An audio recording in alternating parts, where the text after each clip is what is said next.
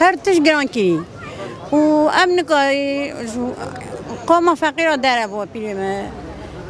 فقیر نکار دی بکرن اداره و دی نابن برای خواهش بیاس قربان برای هر تش گوره ام هر تش تف دبی برای گل خواهش بی نه نه ولی ظلمیه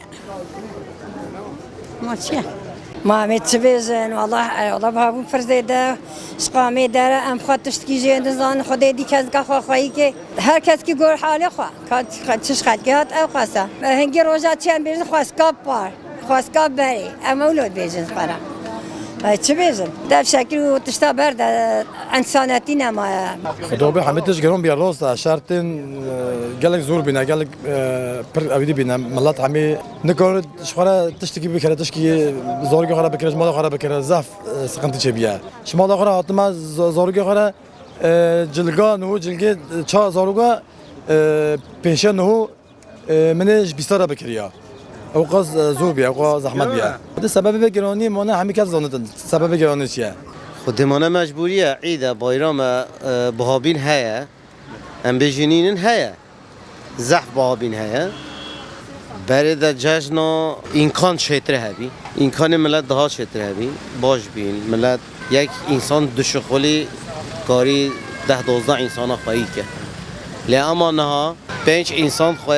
دشخول طرز 2000 تل برید فتکه و آیل قوی بوشید شد کار خودی سبام بهابینه مانه ها ملت زانه چیه اما ام و ترجیح ناکی ام و عقل خواستری خوانه ناینی سباب بهابینه سریعه نهات لیتره که موضوع شو 5 میلیون 5 میلیون ته چه و حتی گنت ته 5 میلیون پرن گلراوی انسانی خواه 15 میلیون و ارتما جزیره درجه عسکری اجرت جناده هم مثلا ملت ما شوفریت کن آیل قوی نه عسکری اجرت یجی یعنی شب و روز واره هدد دچنو تن 15 16 17 یعنی 15 میلیارد 16 میلیارد حتی 20 میلیارد ام فاضله معاش یه بسینه 20 میلیارد پر ایرول ارتما جزیره ده متخاصم خود ارزانی کتیاوی مملکتی خوش بیله که بینه هر تشت قصة لامیش بیا یعنی قصة لامادان dolayı هر تشت ودی بیا یعنی تکس نکور ولی ببر بیجه فیات کم که گل جدم نمافو گل جد خود اداره لهمو